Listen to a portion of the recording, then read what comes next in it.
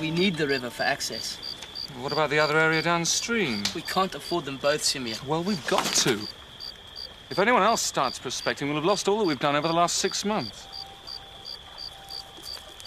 There. That's my share for the claim.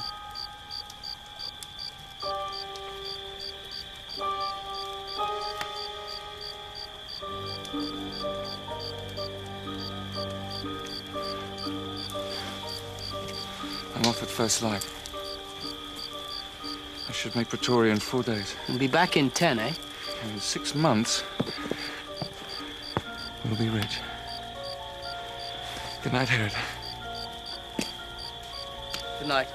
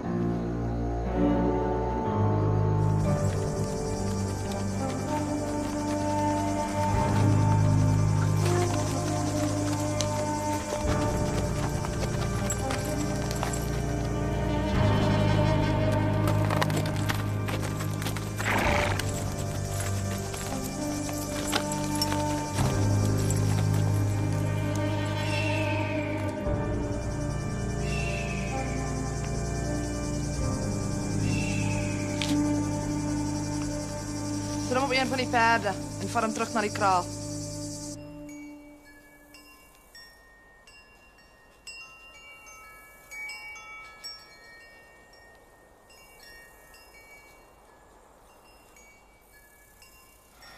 Who the hell are you?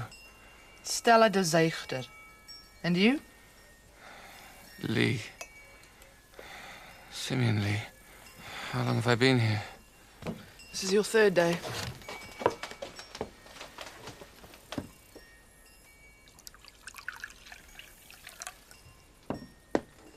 You'd have died in half a day if we hadn't have found you. Come.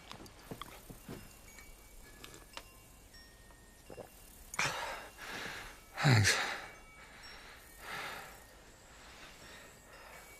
I was, mauled by a lion. Yeah, I know. I took the bullet out. All right. My partner attacked me. That's what diamonds do to people, eh? Don't worry, they're safe.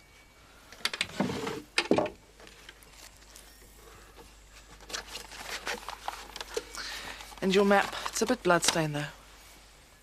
Do you, live out here all by yourself? My father got tired of trying to marry me off.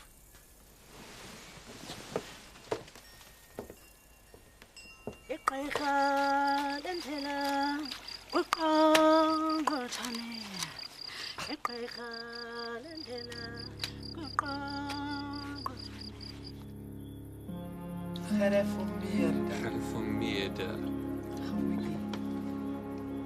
Howiggy. Howiggy. Howiggy. Vaaghalsige. Verhalsifer. Goed. Goed. Goed. Goed.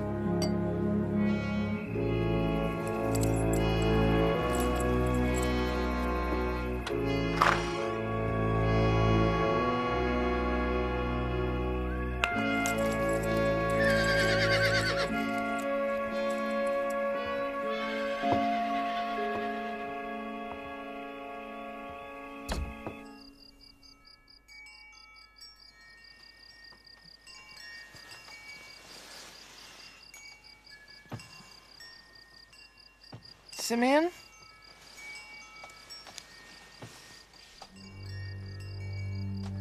Simion?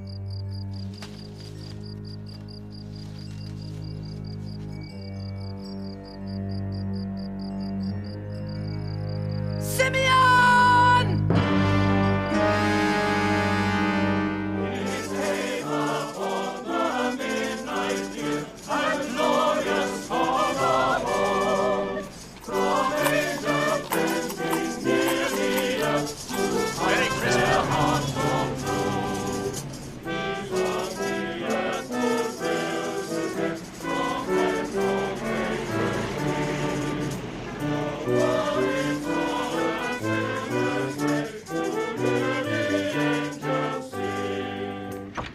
Christmas.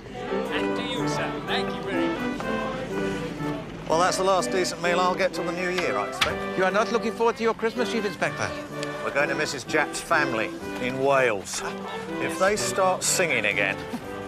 I shall think of you, Chief Inspector, as I sit down to my simple repast. For Poirot, it will be a quiet Christmas. With my radio, perhaps, a book, and a box of exquisite Belgian chocolates. Well, listen, Poirot. Think of me on Christmas morning, when you open this. Oh, thank you very much, Chief Inspector. Merry Christmas, Poirot. Merry Christmas to you.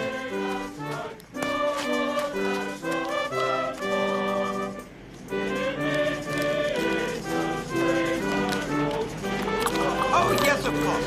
There we are, my dear. And a very happy Christmas to you. Thank you.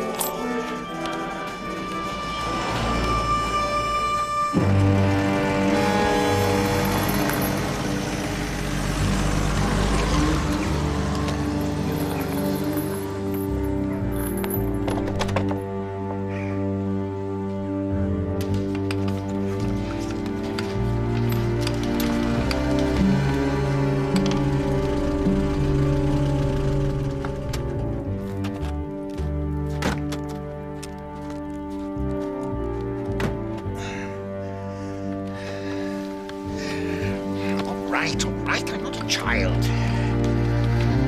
Bring him in.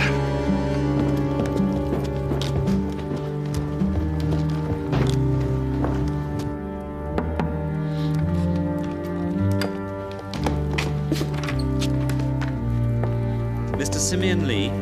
Yes. Have you got them?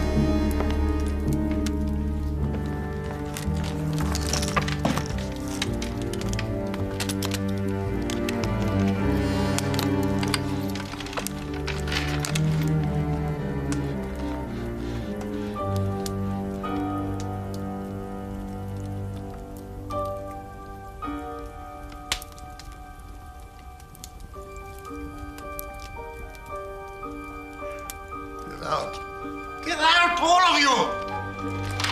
Get out.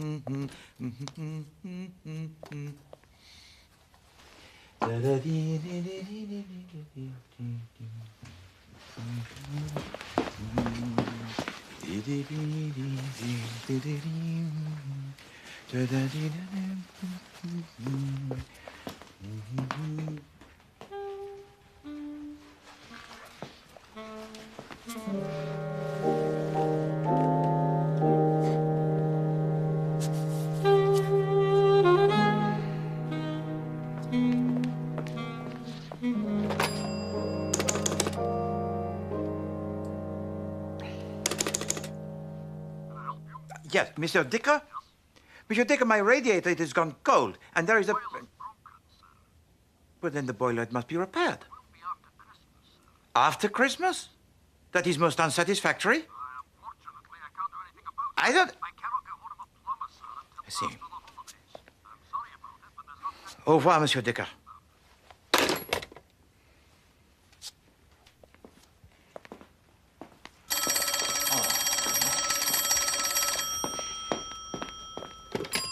Yes. Hercule Poirot? Yes, it is I, Hercule Poirot, who speaks. I need a detective to come and stay here in my house for Christmas. Now, don't say no just like that. Hear me out. Superintendent Sugden of the Shropshire Police recommended you. I do not know. I don't care if you don't know him. He knows you. My life is in danger. Have you received any threats, Monsieur? Li, Simion Li. Oh, well, you'd have to be here to understand. Tell to me, if you please, Monsieur Li. Does your house have the central heating? What? Yes, of course. Very well. Poirot will be there tomorrow. Give to me, if you please, your address. I saw 3 ships come sailing in on Christmas Day, on Christmas Day. I saw 3 ships come sailing in on Christmas Day in the morning.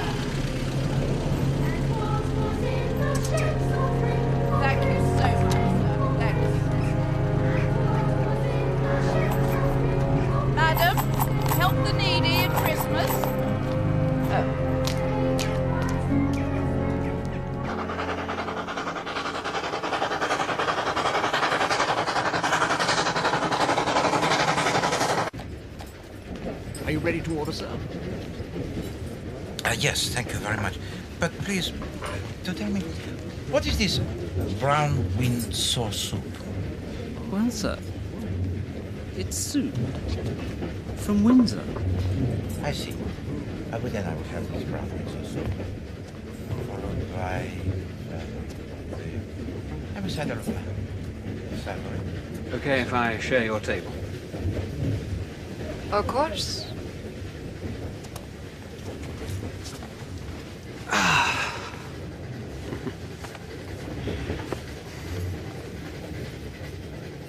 Well, I'll be glad to get out of London, I don't mind telling you. Oh, terrible place. But you are English, no? Been abroad for years. What about you? I'm Spanish. You see any of this Civil War business over in Spain? I saw a bomb drop, and it blew up a car. That didn't upset you? Oh, one is alive for a time in this world, yes, and then one is dead. And one's friends are sad, and one's enemies rejoice. I mean, don't you believe in forgiving your enemies, Senorita? No, I do not. If I had an enemy, I would cut his throat like this. I wouldn't like to be your enemy, Senorita. But it does not look very delicious. Well, sir, it is brown Windsor soup. What brings you to England? I'm going to stay with my English relations. They are very rich, I think. They live in a big house called Gorston Holu. Good God. What is it? You must be Jennifer's girl. My mother's name was Jennifer. I'm Harry Lee. Jennifer was my sister. Does the family know you're coming? Oh, yes. That's more than they do with me.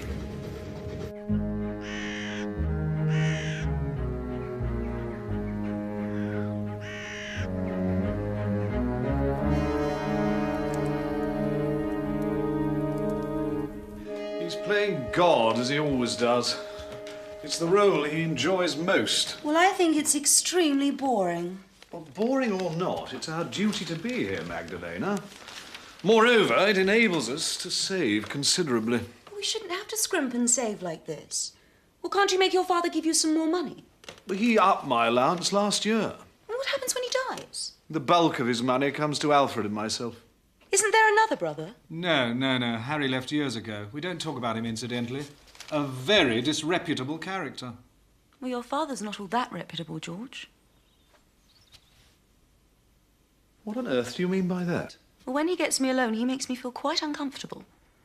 The things he says. Yes, well, one has to make allowances. It isn't only the things he says. At father's age, with his health being so bad...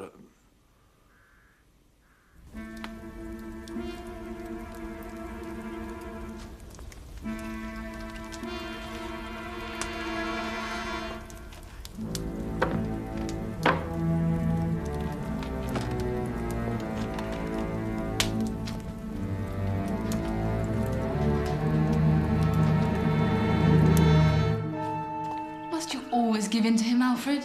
He's a very old man, Lydia. Well, he'll get older and more tyrannical. Oh, why must we have George and Magdalena for Christmas? Father hasn't seen George for a long time. He's very good to us, you know, Lydia. Oh, Alfred. Magdalena's going to be frightfully bored anyway. Well, why George has to go and marry a girl 20 years younger than himself, I shall never know. He always was a fool. Well, I suppose she's been quite a help to him in his constituency. All right, what is it, Horbury? Beg pardon, sir. Is it convenient if I take the car? Mr. Lee's asked me to go to the station and meet some more guests. Some more guests?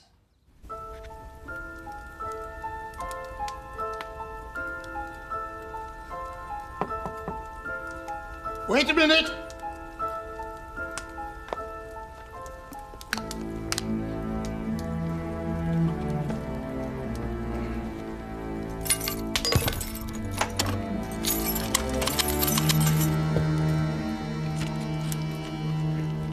Come in! We have just seen Horbury, and he says that there are... Ah, Lydia, my dear. What a nice colour you've got. He says there are to be more guests for Christmas. Just straighten my legs for me, would you, my dear?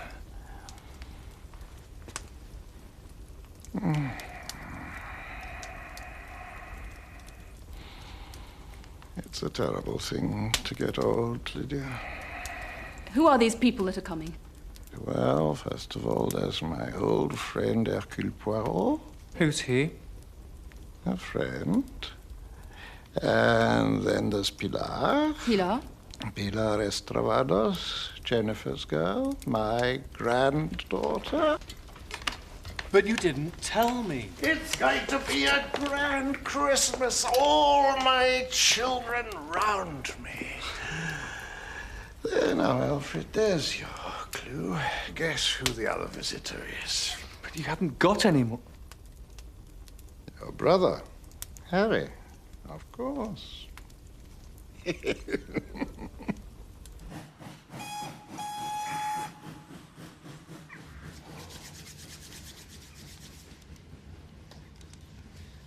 What do you think of the spats and the patent leather shoes? Eh? Just the thing for a weekend in the country. And those mustachios must have enough wax in them to keep Madame Tussauds going for a fortnight.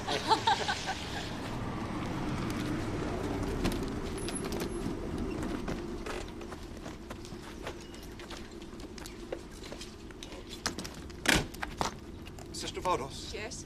Mr. Simion Li sent me to meet you. Mr. Harry Li? Drop. I'll put your bags in the booth.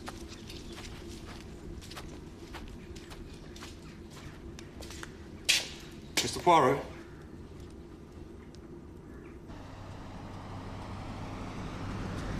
You were a friend of the old bastard Simion? I am a friend of Mr. Li, yes. There's no good you calling him Mr. Li, chum. There'll be more Mr. Lees than you can shake a stick at Gorston this Xmas. And I'm one of them. Harry Lee's the name. Hercule Poirot. Pardon? Poirot. Hercule Poirot. French, eh? No. I'm her long-lost uncle. Tell him your name, Pilar. Pilar Estravados. You two should get on, being foreign.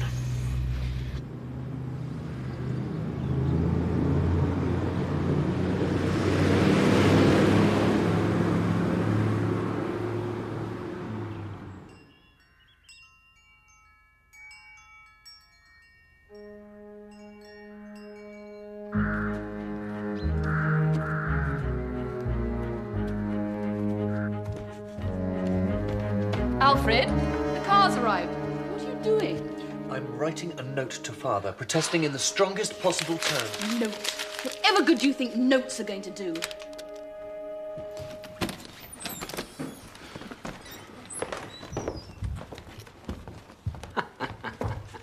Bless my soul if it ain't Tresillian. How are you, Tresillian? Mr. Harry. Still here, eh? Still the same ugly old dump.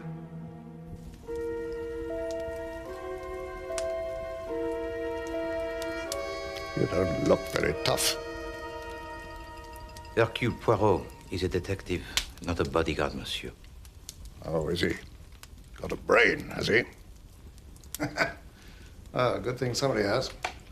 All my sons are complete nincompoops. I've probably got better sons scattered all over the world.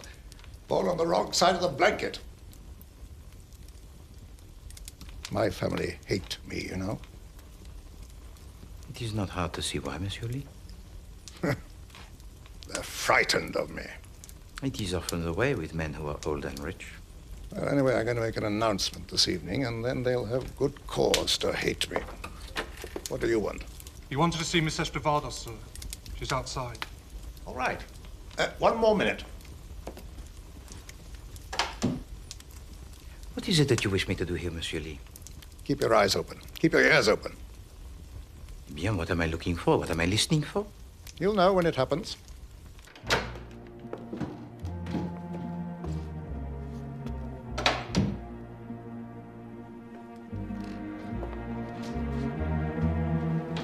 Tressilian is taking your bags to your room, sir. Thank you.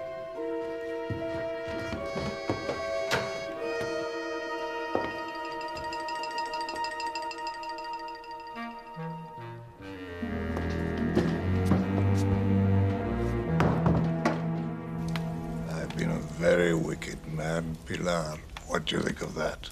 The nuns say all men are wicked. Nuns. But I don't regret it.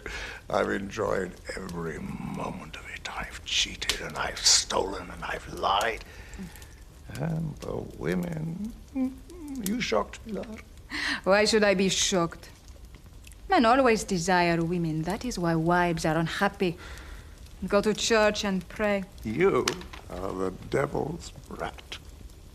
Well, you like me to sit here with you, grandfather? Yes, I do. It's a long time since I was close to anything as young and beautiful as you are. It warms my old bones. Ah, but you don't fool me. Don't think I don't know why you sit here listening to me droning on.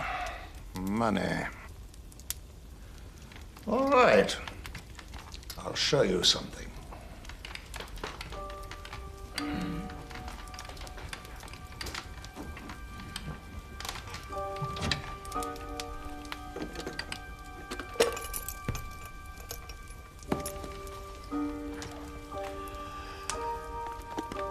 Just got these yesterday from the company museum in Pretoria.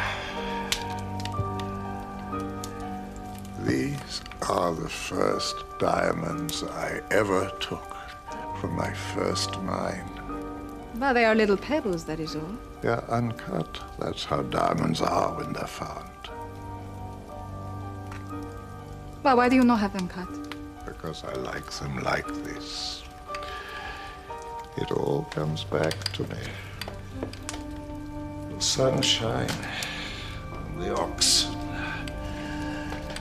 and the smell of the veldt,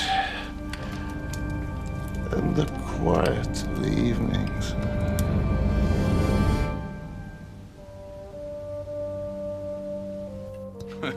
It is unfortunate that these so-called Republicans have forced him to take the action he has taken. But take it from me, Generalissimo Franco has right on his side.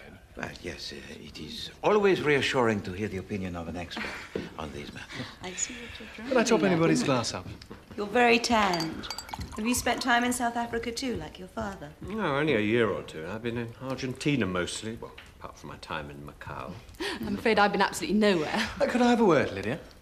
I'm sorry. Excuse me. How about you? I've remembered who this Hercule Poirot is. He's a detective. The police? Oh, surely not. He's one of those private detectives. But why should your father want to... Excuse me, sir. What is it, Horbury? Mr. Lee's ready to see you all now.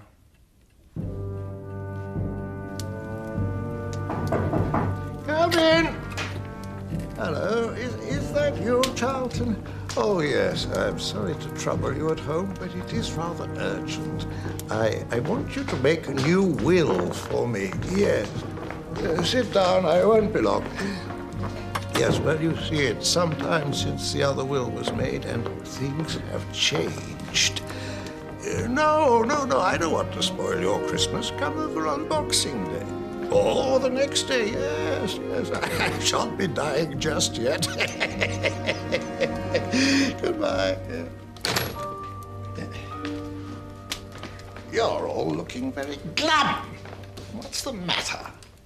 Harry, I don't know you anywhere. Even after all these years, your taste in clothes hasn't improved, I see. Good to see you, Dad. You're looking well.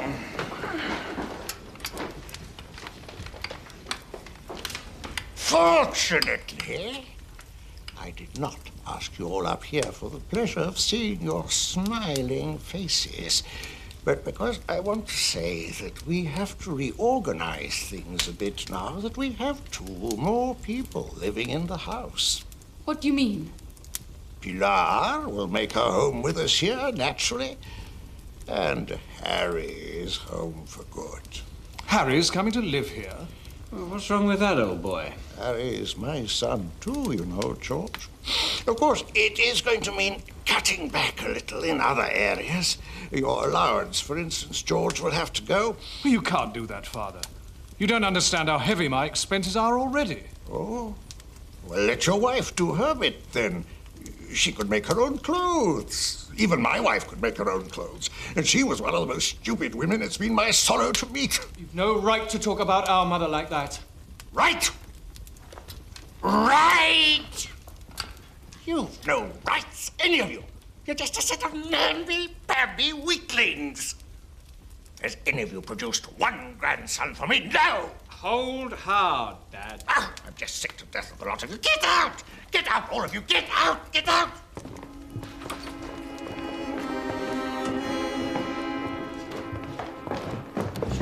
What's got into him? Go to hell!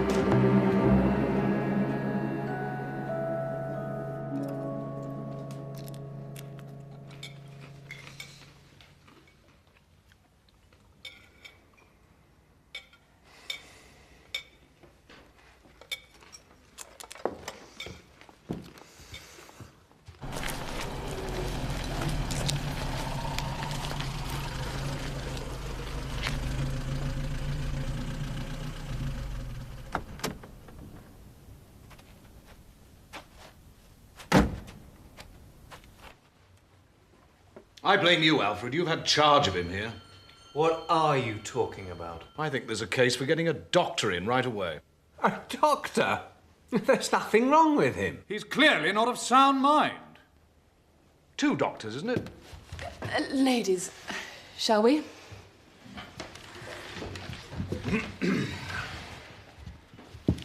Shall I announce you, Superintendent? That's all right, Tressilian. Mr. Lee's expecting me.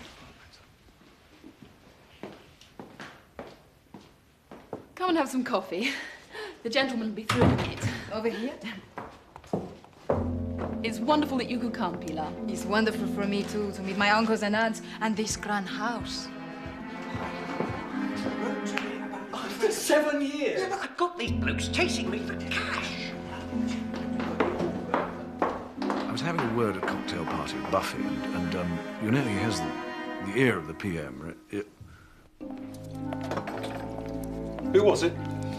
Mr. Sugden, Superintendent of Police. Watch what you're doing. I'm sorry, Mr. Tressilian. You've got no right to go touching things. What did he want, this police superintendent? He's collecting for the police orphanage. Oh? And did he get anything? I'm sure he did.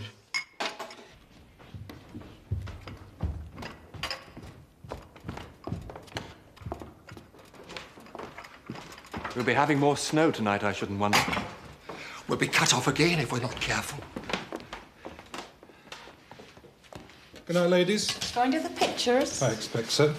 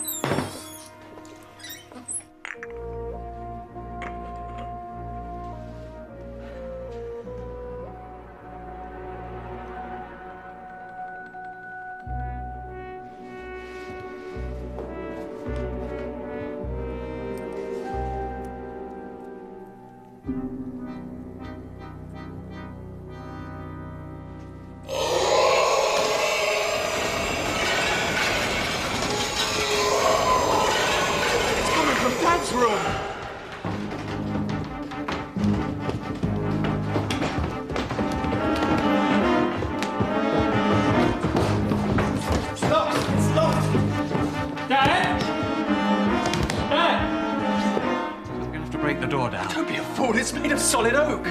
Quick, battering ram. What's going on? 1, 2, 3. Let's try again. Harder. What was that terrible? 1, 2, 3. Again. 1, 2, 3.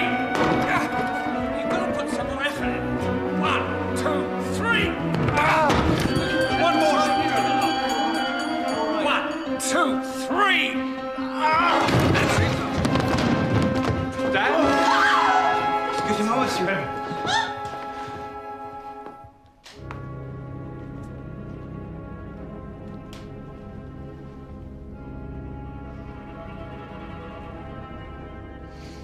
I've forgotten my book. I didn't know whether you opened it, sir.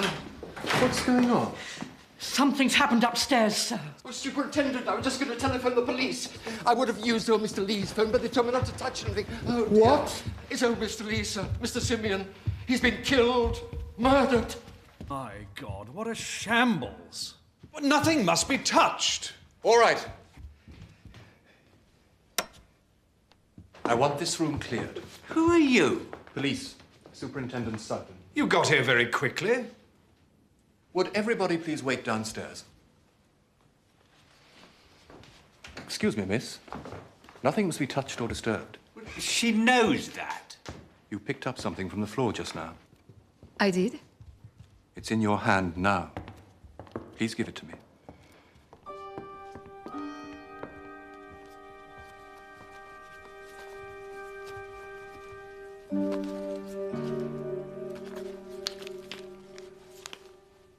Ah, you must be Mr. Poirot.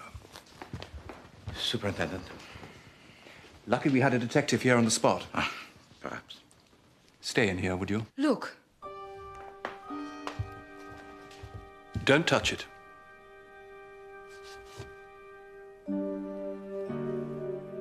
It is where he kept his diamonds. They have gone.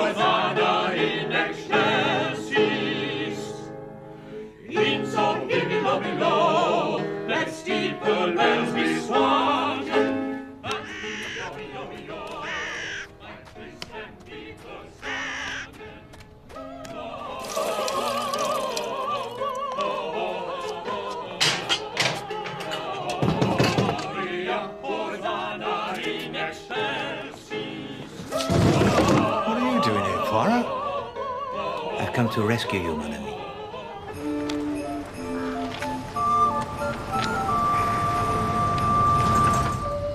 Superintendent Sugden was going to call in Scotland Yard in any case, so I suggested that as you were just across the border.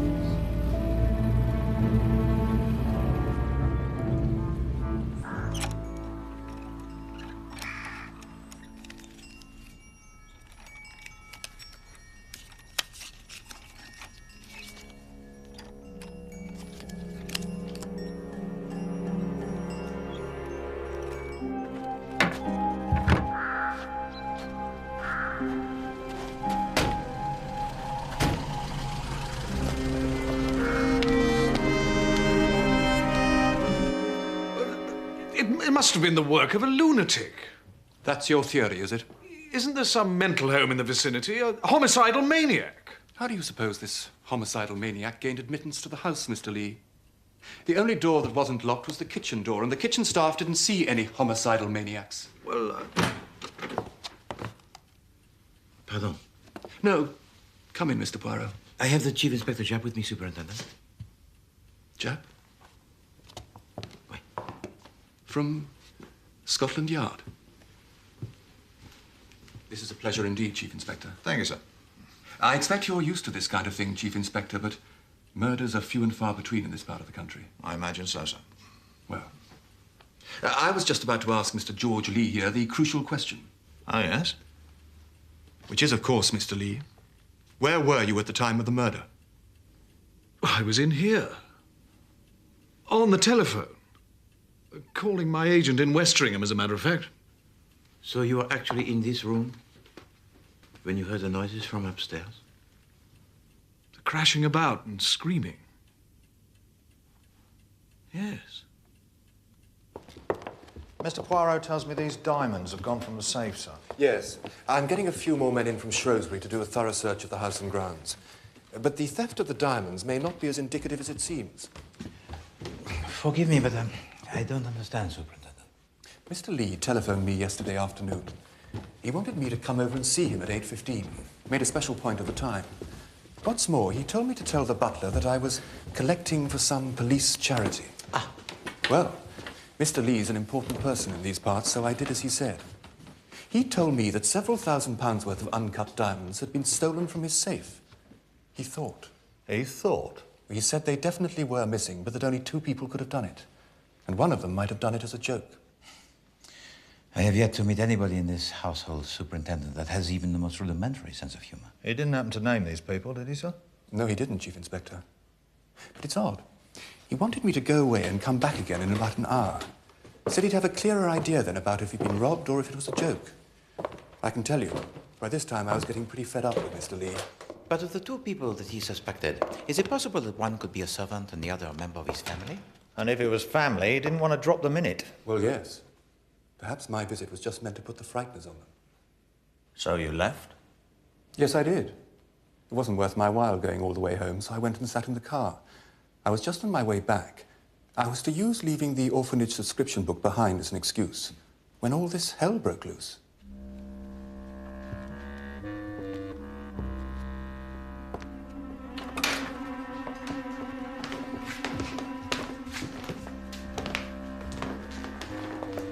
What's been going on in here? Simion Li was a man who was shrunken, old, and frail, n'est-ce pas? And yet all this, it signifies, do you not think so, Chief Inspector? Looks more like a 5-star riot than a simple throat cutting. This door was locked, you say? Yes. Ma'am? There are no prints on it, apart from the old man's.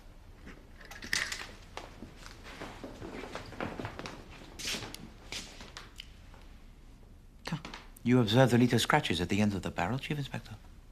It's been turned from the outside, using long-nosed pliers.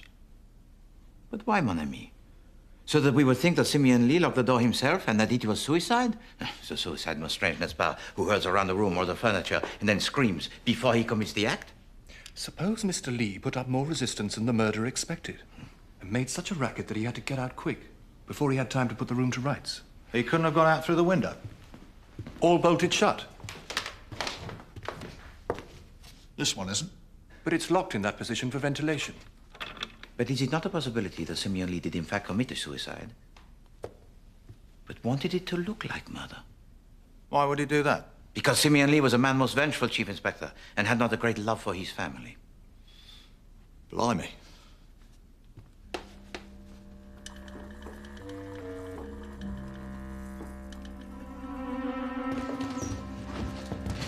Superintendent, what was it that Mademoiselle Estravados picked up from the floor in the room of Monsieur Simion Li?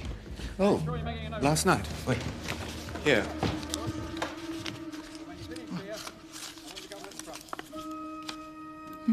In detective stories, it's the sort of thing that solves the whole mystery. What do you think? A little wooden peg. And a little rubber ring. Keep them if you like. If they've got anything to do with the murder, I'll retire from the police force. No.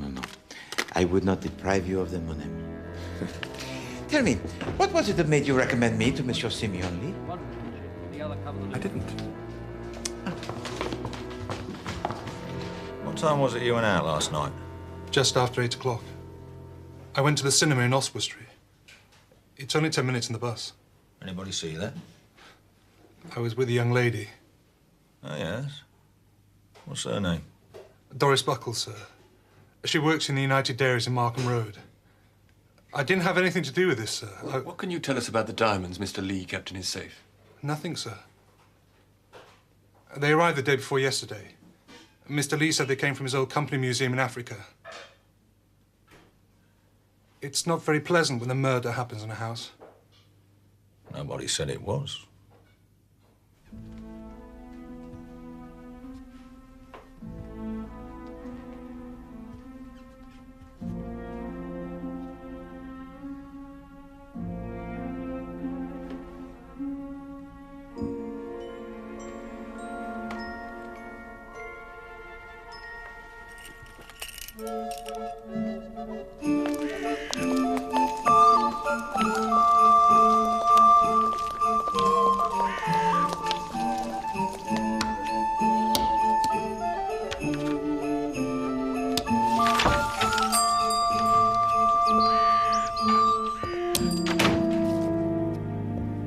Morning. Good morning. Can I help you? No, thank you. I'm just looking.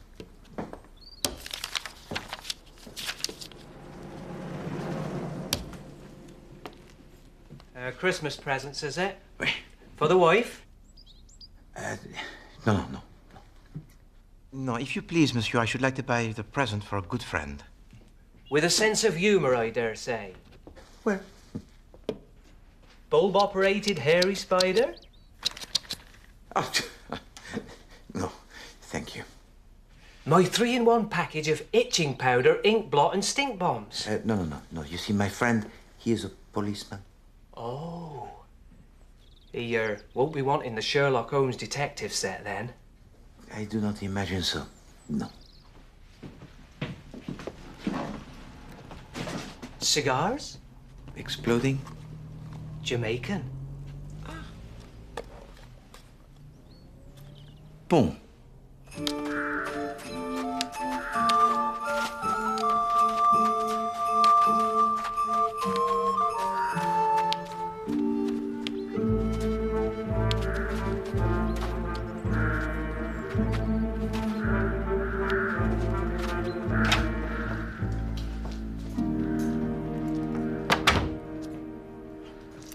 Bonjour, Madame Li.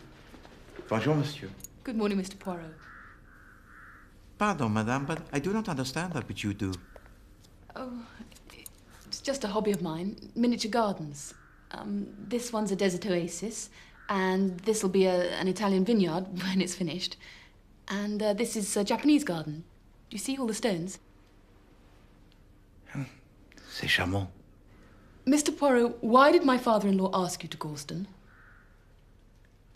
To tell you the truth, Madame, I am not sure. He told me that his life was in danger. But from whom? He did not specify.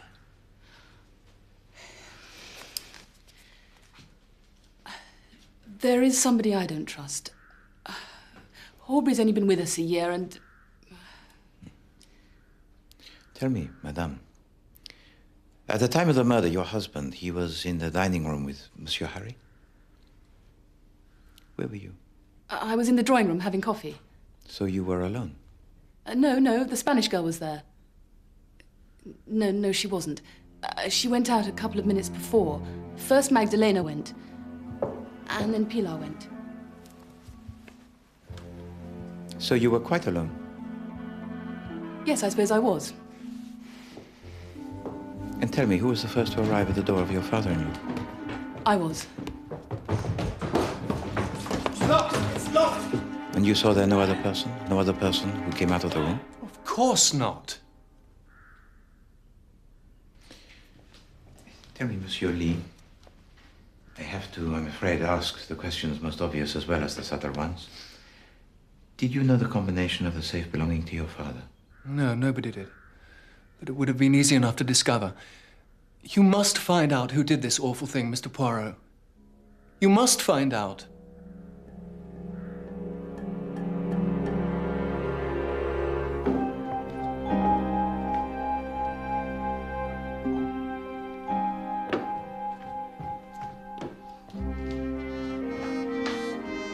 Very violent sort of blokes, these Africans. Europeans do not figure too badly in the arts of violence, Chief Inspector. Nah, but it gives you the creeps, this place, doesn't it? You are too sensitive, mon ami. That's true. Chief Inspector. What is it, Poirot? We know of two possible motives for the murder of Monsieur Simion Li. One is a simple case of the theft of the diamonds. And the other's old Simeon's will. Did someone want him dead before he could make the changes he was threatening? Précisément. No. You'll go in off if you do that. Now, grip the butt of the cue firmly and... Ah, good morning. Mr. Harry Lee, I presume. And who are you? Chief Inspector Japp, Scotland Yard. Brought in the big guns, have they? I'd like a word with Miss Estravados. Estrabados. Yes. In private.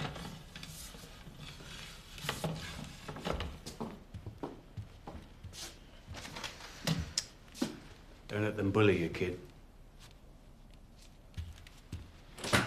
Now then, Miss Bados. Estravados, quite. You understand English all right, do you? My mother was English. I am really a very English person. Is your passport English? It is Spanish. We'd better have a look at that if you don't mind. It's in my luggage, I think. So your grandfather sent for you to come from Spain, and you arrived here yesterday, is that right? Yes. Tell me, mademoiselle, when... Sorry, I was looking for Sergeant Coombs. Please, don't let me interrupt.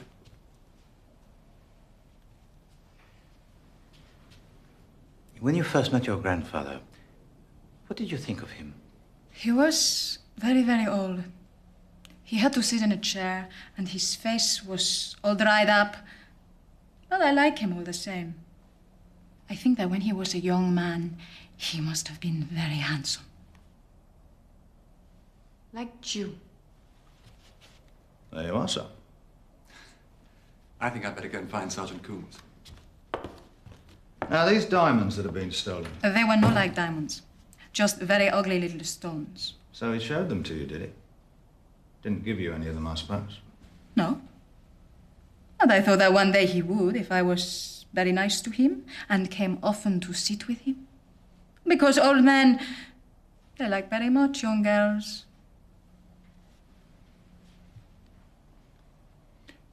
Tell me, mademoiselle, who do you think stole them? Robbery. Why do you say that? He has the face of a thief. His eyes go so, from side to side, and he listens at doors. Where were you when the crime was committed, Miss Estravados?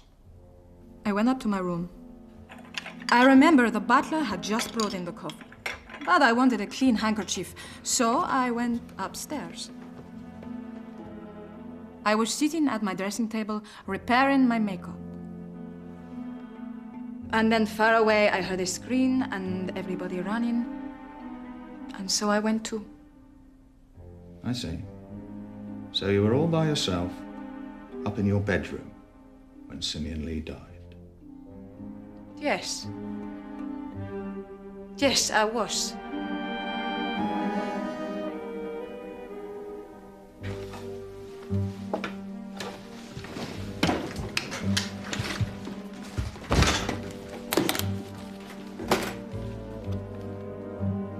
Here, Sergeant!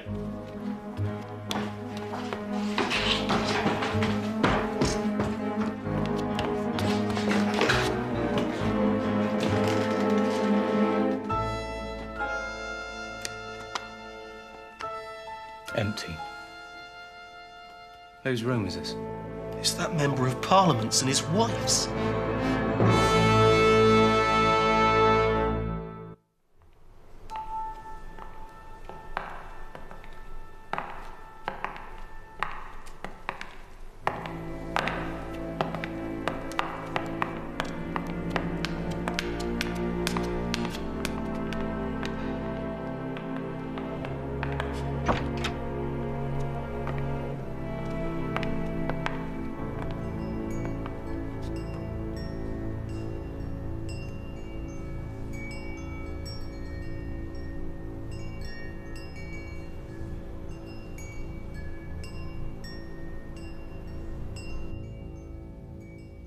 You know what I think, Poirot?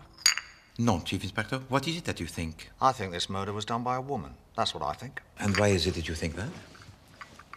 Right. Simion Li was a frail old man, yes? Monsieur Simion Li was a man of the frailness extreme, oui. Then how do you account for the furniture in his room being knocked about all over the shop like it was? I mean, he couldn't have put up much of a struggle against a man, could he? But against a woman... Chief Inspector, you have been thinking again. I have warned you of this before. Oh, well. But you know, seriously, Chief Inspector, all of the family, the women included, they will have alibis for the time of the murder. Well, the lovely Magdalena Lee's is pretty flimsy. And it was her luggage we found the diamond case in.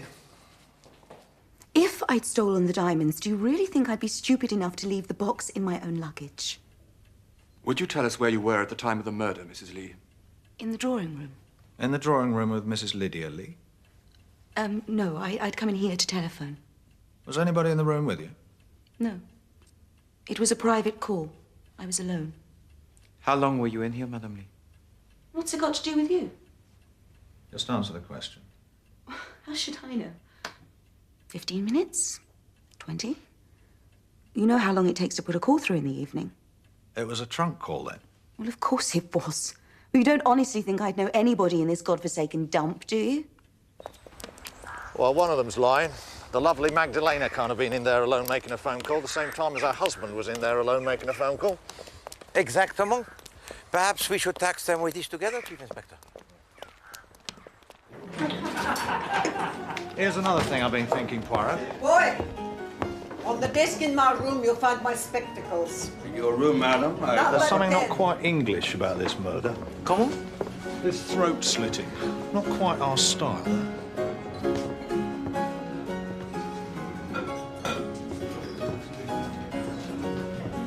What'll you have then, Poirot? Well, that's very kind of you, Chief Inspector. A glass of dry white wine. Wine? Muscadet, perhaps? Well, they might have some cider.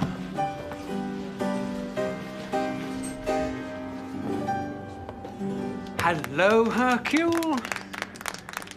How are you doing? Let me buy you a drink. No, merci. The Chief Inspector Japp is already buying me one. So, it was the glamorous Magdalena had the diamonds all the time, I hear. The leather box, but not the diamonds. Ah, Mr. Lee, I've been looking for you. Well, you only had to look in the nearest pub. But tell me, though, what do you think of the opening times in this country? Sit down for a minute. Good health.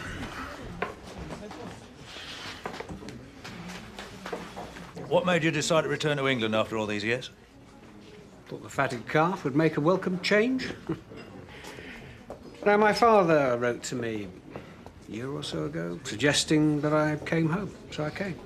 And Monsieur Alfred, how did he feel about your return? Alfred's always been jealous of me. You see, he was the good, stay-at-home, stick-in-the-mud son. Tell me, Monsieur Lee, what do you think was the purpose of the confrontation that your father had with his family before dinner last evening? He wanted to see the fur fly. He was watching us like a cat, see how we reacted. What changes in his will was he thinking about, do you know? I imagine, shall I say, I hoped the change would be to the benefit of your humble servant. Pilar, too, wouldn't be surprised. You got any theories about this murder, Mr. Lee? I don't understand it at all. I mean, that door was locked. It took some doing to break it open. I mean, there was no one in the room but Dad. Nobody could have gone out through the window. The door was locked from the outside? No, key was on the inside. You noticed that, Monsieur Lee? I do notice things. It's a habit of mine. You're right, I must get back to my friends.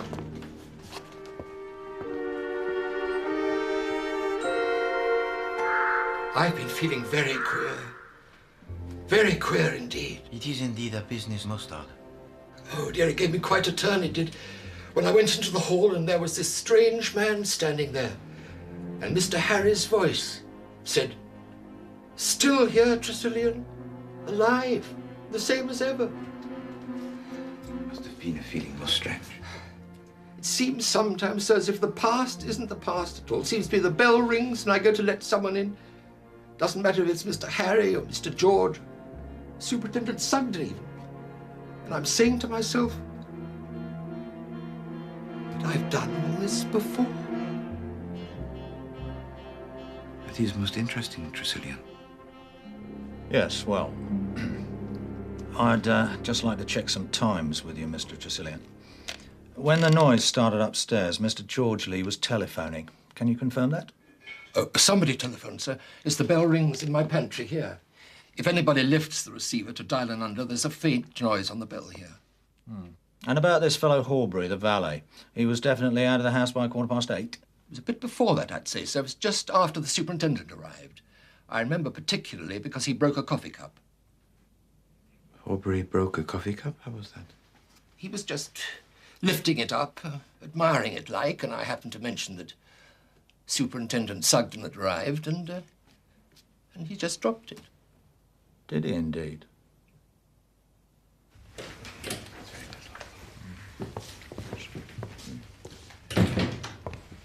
Sit down, will you? I prefer to stand. Very well. It's about these telephone calls on the night of the crime. You put through a call to Westringham, I think you said, Mr. Lee. To my agent in the constituency, yes. Your call went through at 7:56 exactly. I couldn't say the exact time. Ah, but we can, you see, Mr. Lee. Your call was put through at 7:56 and ended at 8:09. Your father was killed, Mr. Lee, at about 8:15, so I must ask you for an account of your movements during those 6 minutes. But the exchange must have made a mistake. Well, I may have just finished telephoning. I think I debated making another call. You would hardly debate whether or not to make a telephone call for 6 minutes. Are you doubting my word? We do like these questions answered, Mr. Lee, in a murder case. I don't like your tone, Chief Inspector. I'm sorry for that, Mr. Lee. Mrs. Lee, I think you said that you were telephoning when the alarm broke out, and that at that time you were alone in the study. Telephoning? You didn't telephone from here? Didn't I? I don't know. I was so upset. Well, you stated that. George, don't let them bully me. You know, if people shout at me, I can't remember anything at all. I'm so upset.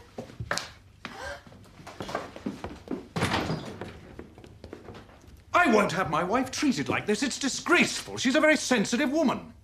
I warn you, I shall have a question asked in the House about the bullying methods of the police.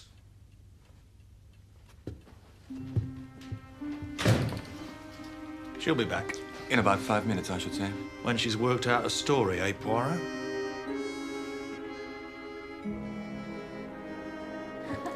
You know, Chief Inspector, this case, it certainly gives one to think, n'est-ce pas? It gives one to think, all right, Poirot.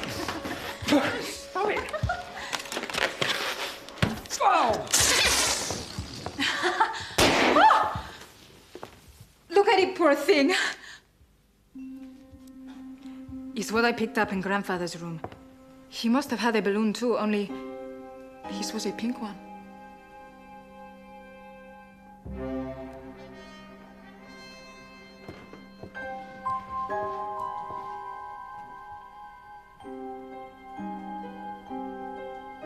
You seen a ghost or something, Poirot?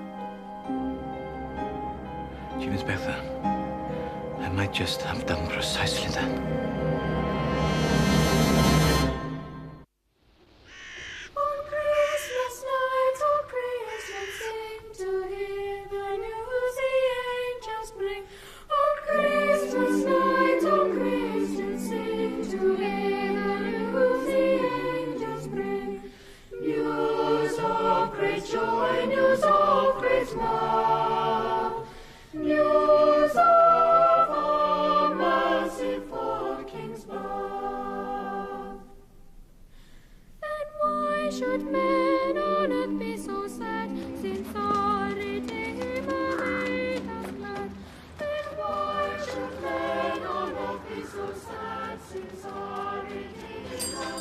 sir. Goodbye and Merry Christmas. Ah, Madame Li. Monsieur Poirot. Funnily enough, I wanted a word with you. I can trust you, I know, Mr. Poirot. You look so kind.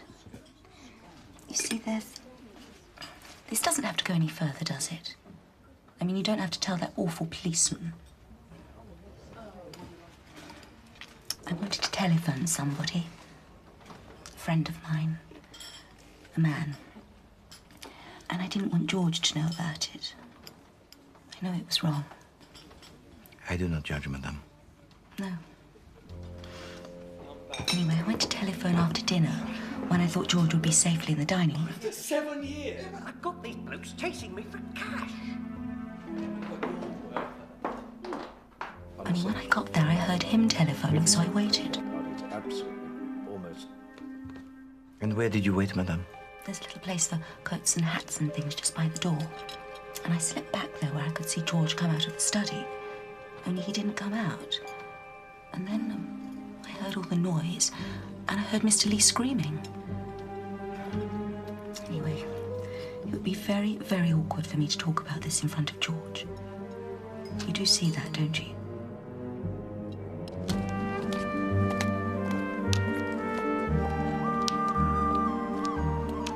Here, Poirot. On the back of the house. Listen to this. Good afternoon, Sergeant. Sir? Tell Mr. Poirot what you just told me. Well, sir, the superintendent asked me to make a few inquiries, like about any reason that Horbury might have for being a bit careful about the place. Did you find any reason, Sergeant? That he did. Extorting money under threat in Bedfordshire. Modified blackmail. The case couldn't be proved, so he got off. Yeah, but he could not have possibly have committed the murder. His lady friend said he was at the cinema, and everyone agrees that he left the house before 8 o'clock. Yes, I know. Blessed infuriating. Tell him the other thing, Coombs. Well, sir, we also made an inquiry or two about Mrs. George Lee. Magdalena Jones, as she was when she was living with a Commander Jones down in Hambledon. Passed her off as his daughter, only she wasn't. And before that, she was Madeline Potts of Willesden. She left with most of the commander's savings and debts all over Hampshire. Thank you very much, Sergeant. I do not think that one is as simple as she seems, Chief Inspector. On the night of the murder, she said that she went to telephone a man, but she overheard her husband on the telephone and concealed herself until he finished. Well, it sounds like about her dap.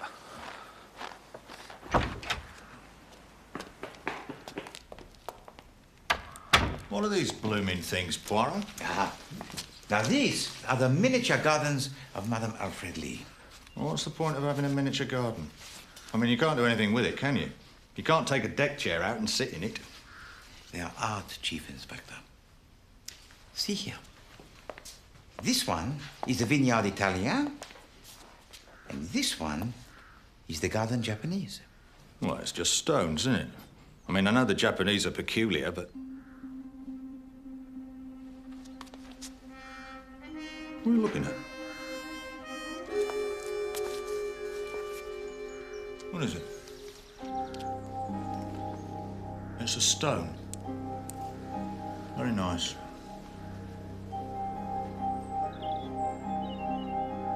Nicer than you think, Chief Inspector.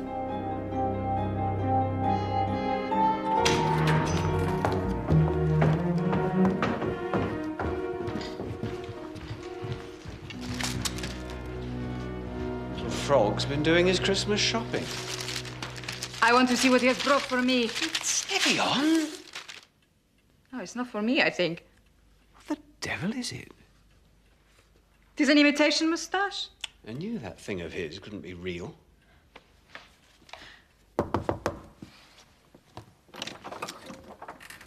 What is it? We'd like a word, Mrs. Lee, if that's convenient. Yes. All right, I'll come out. I'm sorry, Alfred's resting. He had very little sleep last night. Would you come through here? This is his mother's old room. It hasn't been touched since she died. Tell me, madame, your husband, he was very attached to his mother. He adored her. We were wondering if you could explain these. What are they? Uncut diamonds, Mrs. Lee. We found them in your Japanese garden. My dear Chief Inspector, if I'd stolen the diamonds, I would have just dug a hole in a flower bed somewhere and buried them there. Oh, have you still really no idea who can have done this awful murder? We got more idea who didn't do it. Oh, please, God, let it be a stranger, not a member of the family. It might be both. What do you mean? It might be a member of the family and at the same time a stranger. It is merely a little idea that has occurred to the mind of Hercule. The official reading of the will generally takes place after the funeral of the deceased. However, as that will not now be until after the inquest, I have been asked to give you the bare bones of Mr. Simion Li's testament now. Asked by whom? Interested parties, Mr. Li. The main provisions of the will, which was made 10 years ago, are quite simple. Half Mr. Simion Li's property goes to his son, Mr. Alfred Li. The remainder is divided equally between his other children. Alfred struck lucky again, as per usual. Half the old man's fortune. You ought to think yourself lucky my father left you anything at all. Well, I don't think I need to go any further with that. But what about Pilar? Miss Estravados is not mentioned in the will. Doesn't she get her mother's share? Jennifer Estravados, if she had lived, would of course have received her equal share with the rest of you. As she's dead, the portion that would have been hers goes back into the estate to be shared out between you. Then I have nothing. Oh, my dear, the family will see to that, of course. I think she ought to get Jennifer's whack. Well, I really must be going. Goodbye, Mrs. Li. Anything I can do, please consult me at any time. I agree with Harry. I think Pilar is entitled to a definite share. I mean, this will was made years before Jennifer's death. The law is the law, I'm afraid. We must abide by it. Yes, we're all very sorry for Pilar. But as George says, the law is the law. My dear, this must be very unpleasant for you. Would you please leave us while we discuss the question? Yes. Yes, very well.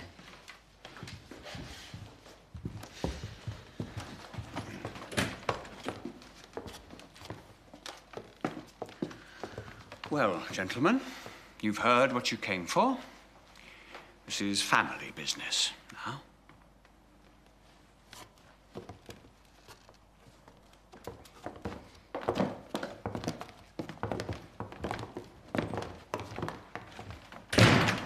You really are a skinflint, George, aren't you, huh? At least I'm not a sponger. You have battened on Dad these last 30 years. As an elected member of His Majesty's Parliament... Can we please discuss this sanely and quietly? Yes. Jennifer only died last year. I am sure that when Simion sent for Mr. Charlton, he intended to make provision for Pilar in a new will. I think we should carry out what we can assume were his wishes. I agree. Certainly not. The whole thing's preposterous. Considering George is the only person in this family who has done anything in the world, I think it's shameful his father left him so little. Well, that's clear enough. Of the family, Alfred and I are in favour of the motion. George is against. The ayes have it. There isn't any question of ayes or noes. My share of my father's estate is mine, absolutely. I shall not part with one penny of it.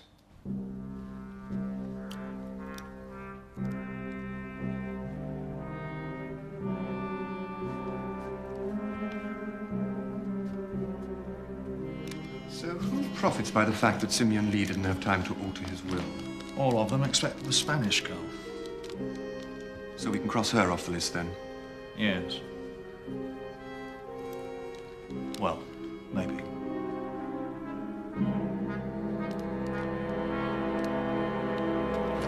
No, I will not.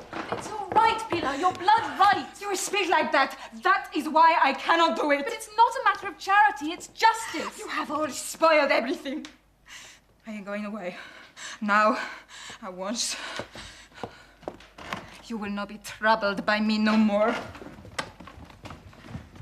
Now, the matter of your passport, Miss... Go to hell! What's going on? It's a family matter. I'm sorry. Alfred and I had agreed to settle a third of our share of the estate on her. She refused to take it.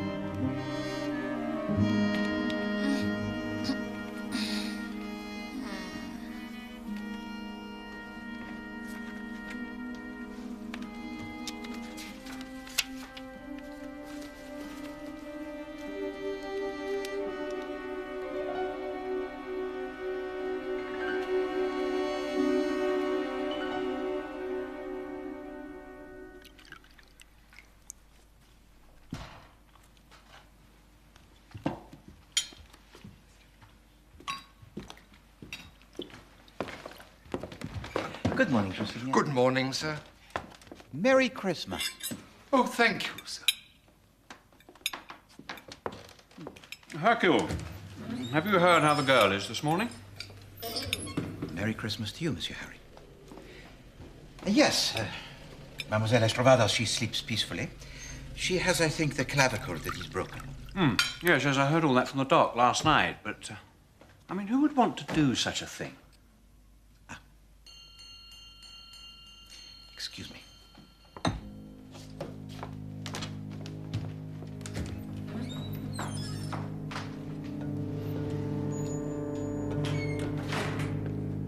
What have you got to tell me then, Poirot? I opened the drawer and I took out from it the passport. And she's with them.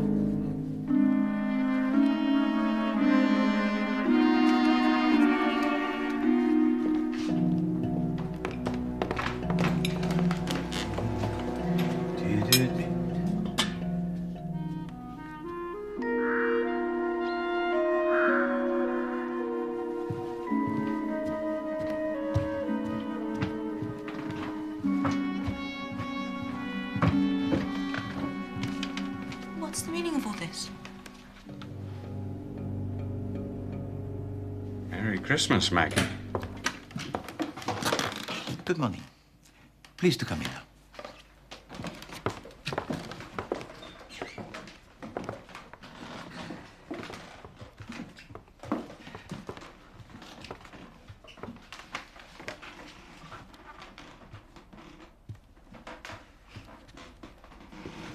Please to make yourselves as comfortable as possible. Mademoiselle Estrovados has something that she wishes to say to you. You think I am your niece, Pilar Estrovados? That is not so. I don't understand, Pilar. I would not have told you. Not ever, but for the money. To come here and pretend and cheat and act, that was fun. But when Lydia said that the money was mine and that it was only justice, it was not fun any longer. I am sorry. Pilar was killed when I was traveling with her in her car in Spain. And I had not much money and nowhere to go. And I thought, why should I not go to England and become rich? And when it began, it was fun wondering if I could... This is preposterous. This is criminal. Getting money by false pretenses. Well, she didn't get much from you, old boy, did she? So, I'm not your uncle anymore, eh? I'm afraid it's rather more serious than that. If she could lie about that, she could lie about anything. I'll tell you what I think, Miss... What's your name? Lopez. Conchita Lopez. Very well, Miss Lopez. I'll tell you what I think happened.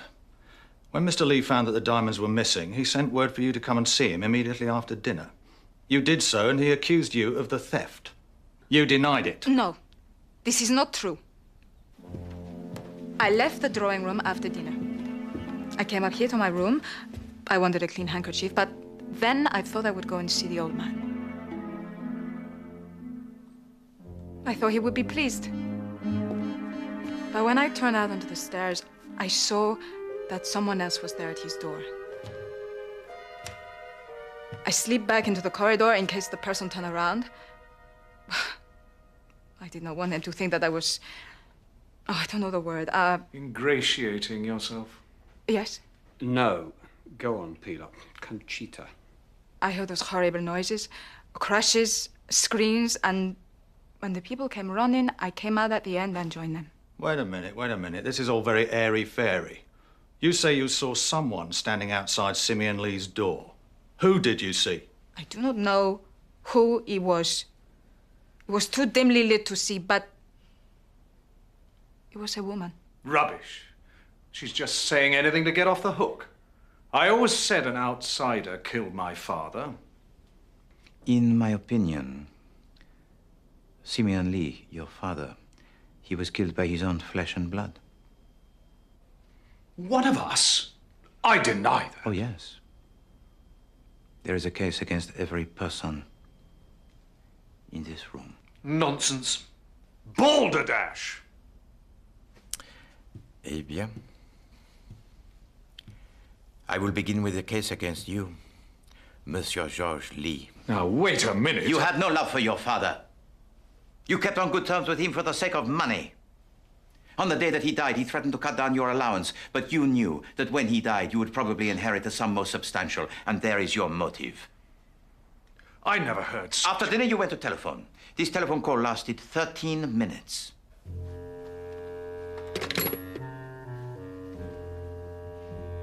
You could then have easily visited the room of your father and killed him. Afterwards, you left the room, turned the key from the outside in the hope that the whole affair would look like that of a burglar.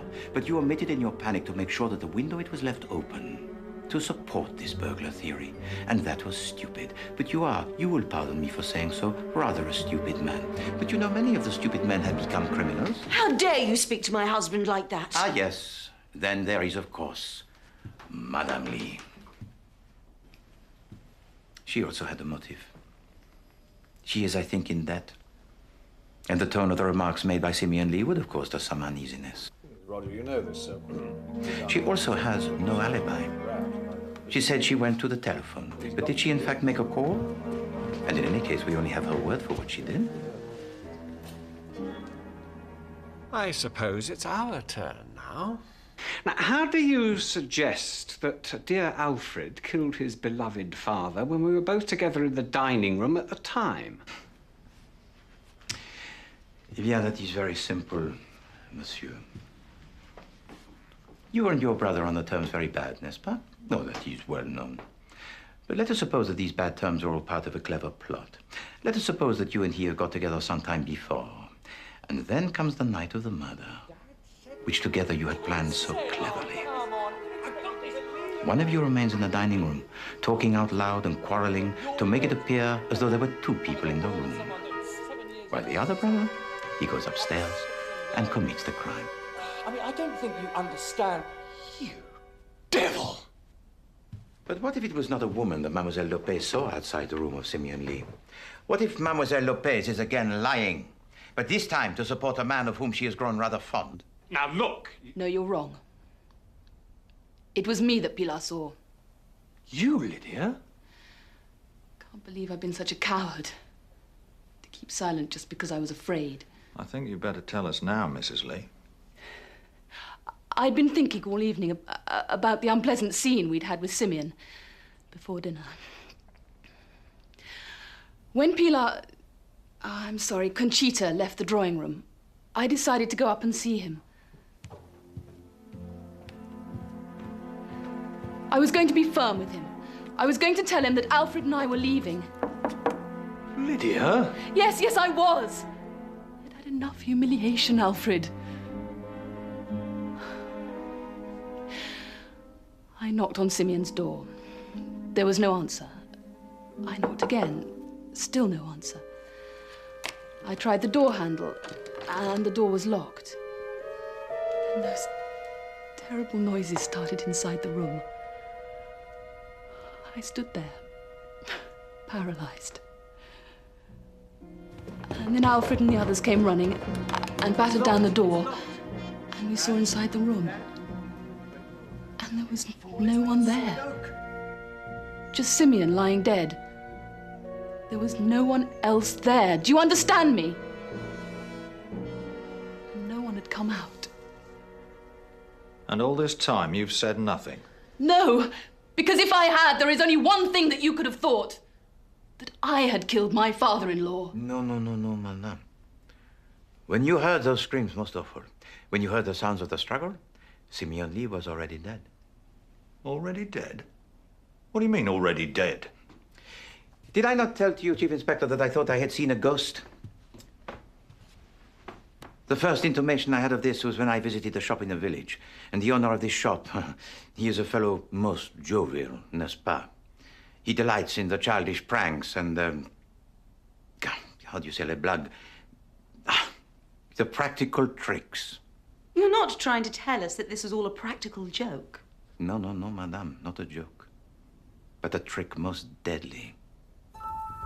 The killing itself was simple.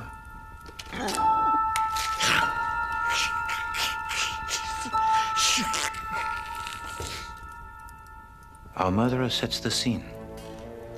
The diamonds are taken from the safe, which had already been opened by Simion Li. As much furniture as possible is piled in the center of the room like a tower.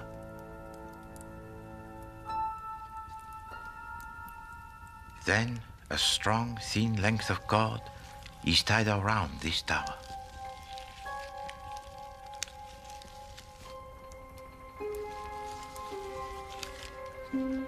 The two ends of the cord are then passed through the narrow gap in the window and allowed to drop to the ground below. The door, it is locked from the outside.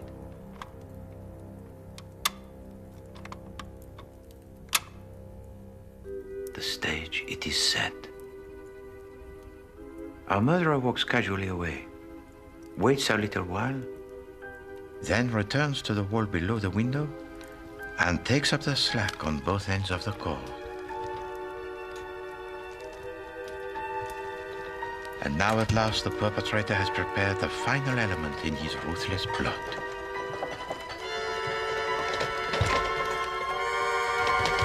But the scream! The terrible scream! Ah, yes, of course. The dying screams of Simion Li, the cry of a man in mortal agony, a soul in hell. Monsieur Harry Lee came closest to it when he described that sound as that of a killing of a pig. And it was here that my friend in the village shop unwittingly played his part. Morning. In that establishment most eccentric, the owner sells long pink bladders which have painted on them faces. These are called dying pigs. They are blown up like a balloon, and the little wooden peg is placed in one end to prevent the escape of air.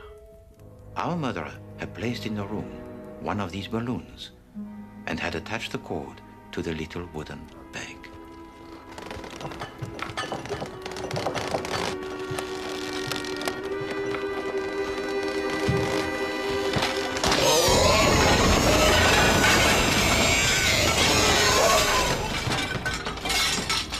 His plan accomplished, our murderer then pulls the remains of the dying pig out through the window, leaving behind only the little wooden peg and the telltale fragment of the balloon.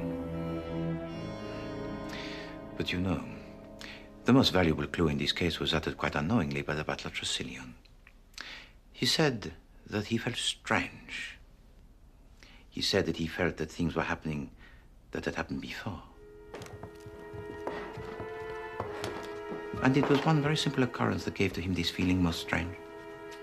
It was when he met Monsieur Harry Lee, when Monsieur Harry Lee first entered the house. Bless my soul if it ain't Tressilian. Mr. Harry. And when you look at the face of Monsieur Harry Lee, you can see why. What the devil do you mean? In the face, Monsieur Harry Lee closely resembled his father. But the similarity is quite striking when one observes the portrait of Monsieur Simion Li in the sitting room. En effet, all of the men in the Li family have a likeness that is most strong.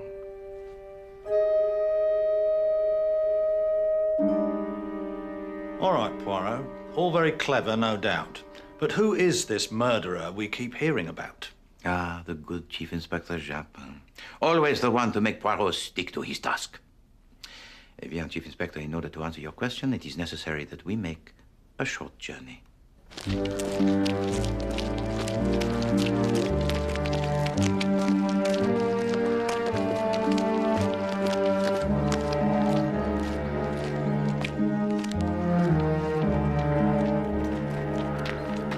Suivez-moi.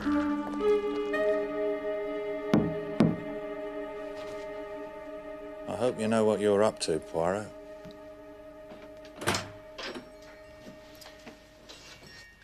Bonjour, Madame de Zaxter. We would like to see your son, if you please. Oh, God.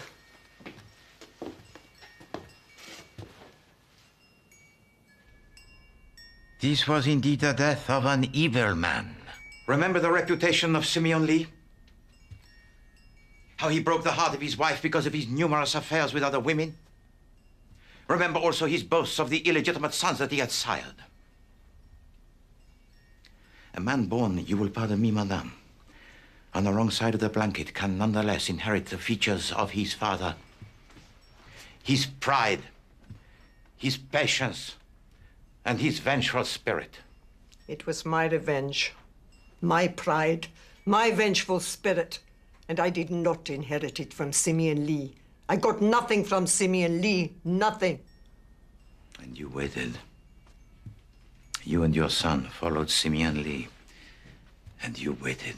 40 years. You instilled into your son your own rage.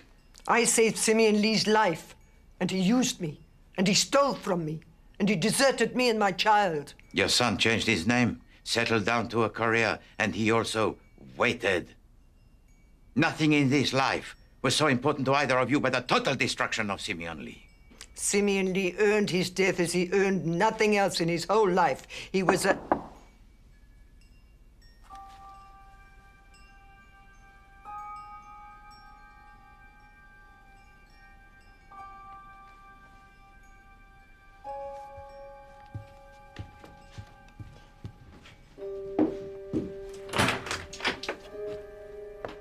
Come in, Superintendent.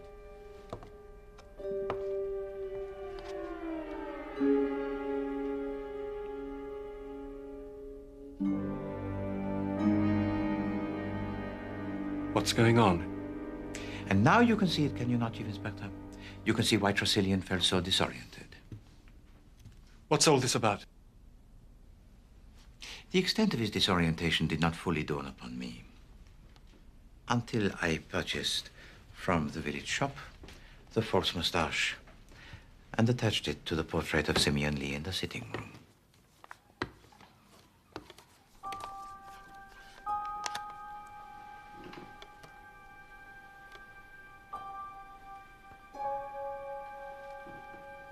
The likeness, it was extraordinary. You're saying I look like Simion Li?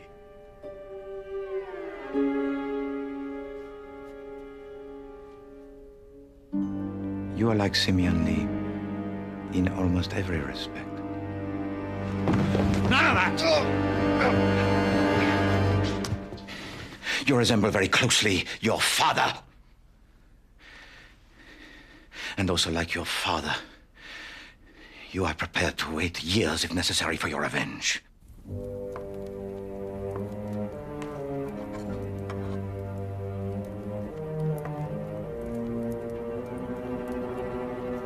And your revenge is indeed terrible.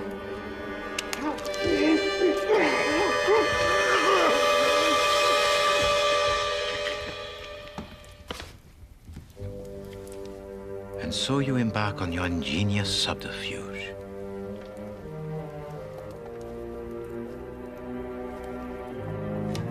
Weaving the intricate web of deception that will make the murder which you have committed appear to have been perpetrated by an innocent member of the household, while you yourself were absent.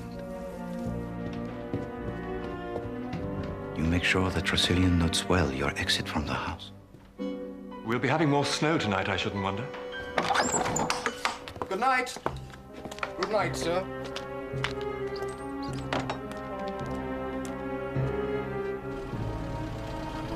You stop halfway down the drive. Wait long enough to distance yourself from the crime in the minds of the family. And then return to the house.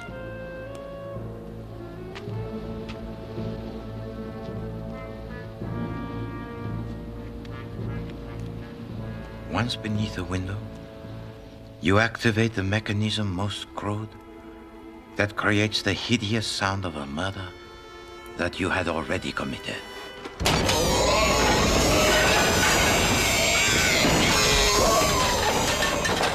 And then, to further your alibi, you find an excuse to actually come back into the house. I've forgotten my book. I want this room cleared. In this way, you are fortuitously present to investigate your own crime. These are mere ravings. Unsubstantiated ravings. No, Superintendent. Also like your father. You are prepared to stop at nothing to achieve your aim. As the investigating officer, you're perfectly placed to put the diamonds where you know they will be found. And to do the same with a black leather case. In this way, you sought to incriminate the innocent. And worse, Mademoiselle Lopez had given to you already one very nasty moment. I think that when he was a young man, he must have been very handsome. Like you. You knew, which we did not know, that she meant that literally. I think I'd better go and find Sergeant Coombs. She saw the likeness, and then she made the discovery of the balloon. It is what I picked up in Grandfather's room. He must have had a balloon too. Suddenly you were afraid. You thought that she might put the two and two together. And from that moment, the fate of Mademoiselle Lopez, it was sealed.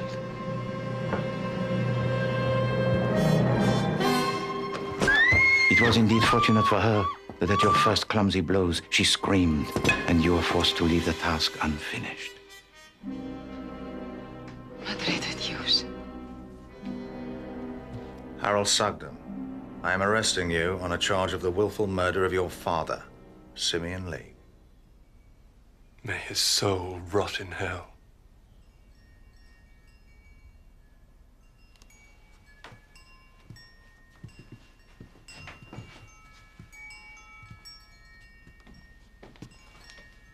I'm sorry, Mother. We did well, Harold.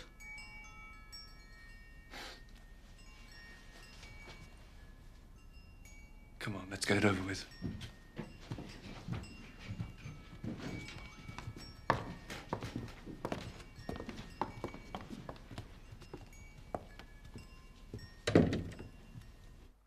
Angels from the realms of glory, wing your flight o'er the earth.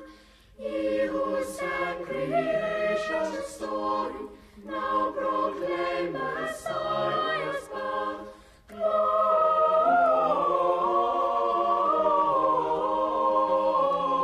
Gloria in excelsis Deo. How were you going to telephone then? My dressmaker. At 8 o'clock on the night before Christmas Eve?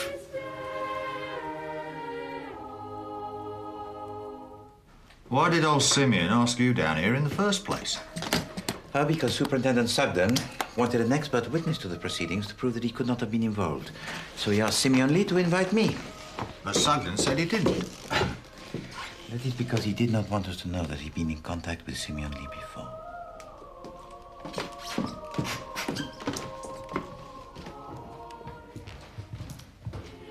Mr. Poirot, Chief Inspector Japp, must you go so soon? It is with regret, madame, but we have to catch the train. Monsieur Li. Mr. Poirot, I wanted to thank you so very much. No, pas du tout, madame. It is a sad thing, though, to meet like this and at Christmas. Au revoir, madame.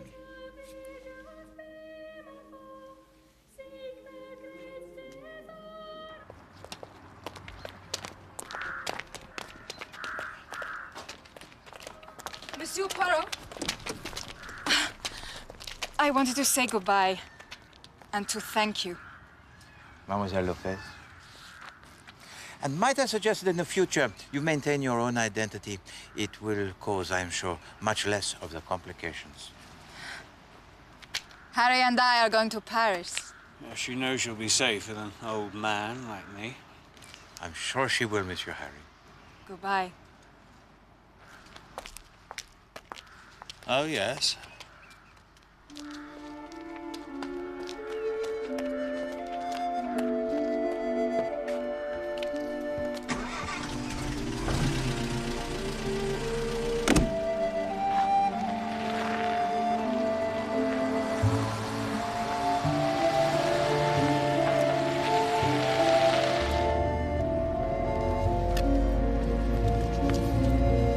Christmas, Chief Inspector. Oh, Poirot, you shouldn't have. I have not yet thanked you for my present. Well, I hope you like them. Oh, I do very, very much indeed. Such wonderful colors and such workmanship. Emily's been knitting away at those blessed gloves for months. Ah, well, you must tell her how much I thank her and how much her skill it is appreciated. I will. I will.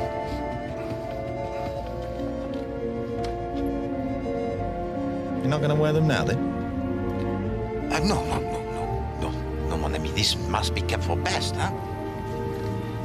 I shall wear them only when I go to church.